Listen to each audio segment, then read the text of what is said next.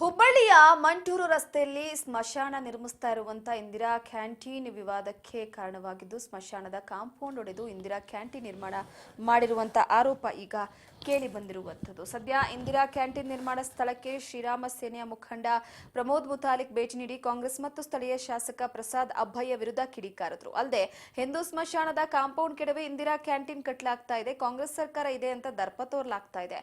ದಿನದಲ್ಲಿ ರಾತ್ರೋರಾತ್ರಿ ಇಂದಿರಾ ಕ್ಯಾಂಟೀನ್ ಕಟ್ಟಿದ್ದಾರೆ, ಕಾಂಗ್ರೆಸ್ ಸರ್ಕಾರ ಇದೆ ಅಂತ ಏನ್ ಮಾಡಿದ್ರು ನಡೆಯುತ್ತೆ ಅನ್ನೋದು ಸರಿಯಲ್ಲ.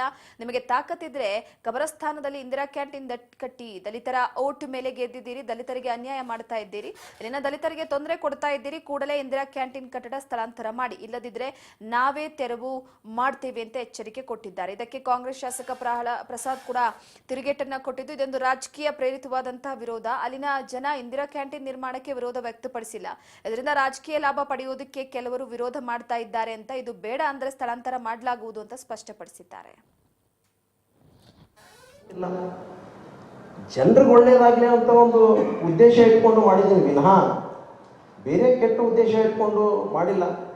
ನಾನು ಆ ಥರ ದಲಿತರ ಬಗ್ಗೆ ನನ್ನ ಕಾಳಜಿ ಇರಲಿಲ್ಲ ಅಂತಂದರೆ ಆ ಭಾಗದಾಗ ಒಂದು 100 ಕೋಟಿ ಇಟ್ಟು ಡೆವಲಪ್ ಮಾಡುವಂಥದ್ದು ಆ ಮನಸ್ಥಿತಿ ಇರ್ತಿರ್ಲಿಲ್ಲ ನನ್ನ ಕಡೆ.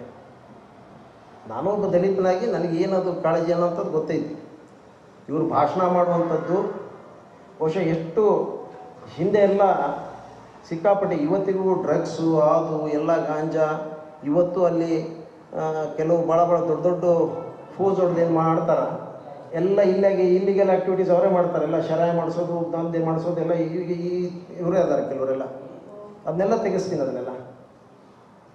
ಮತ್ತು ಆ ನಿಟ್ಟಿನಲ್ಲಿ ಸಂಪೂರ್ಣವಾಗಿ ಸ್ವಚ್ಛ ಆಗಬೇಕು, ದಲಿತರ ಒಂದು ಬದಲಾವಣೆ ಆಗಬೇಕಂತೇಳಿ ಅಲ್ಲಿ ಸುಮಾರು 5 ಕೋಟಿ ರೂಪಾಯಿದು ಭವನಗಳು ಕಟ್ಟಿ ಅಲ್ಲೆಲ್ಲ ಅವ್ರಿಗೆ ಒಳ್ಳೊಳ್ಳೆ ಟ್ರೈನಿಂಗ್ ಸೆಂಟರ್ ಆಗಲಿ, ಕ್ಯಾಂಪ್ ಆಗಲಿ, ಅಲ್ಲೊಂದು ಮೈದಾನ ಇದ್ರೆ ಅದಕ್ಕೆ ಏನು ಬೇಕೆಲ್ಲ ಅಟ್ಯಾಚ್ಡ್, ಅಲ್ಲೆಲ್ಲ ಒಂದು 20 ರೂಮ್ಸ್ಗಳೆಲ್ಲ ಮಾಡಿ ಆ ಭಾಗದ ಸಂಪೂರ್ಣ ಅಭಿವೃದ್ಧಿಗೆ ಪೂರಕವಾದಂಥ ವಾತಾವರಣ ಮಾಡ್ತಾ ಇದ್ದೀನಿ.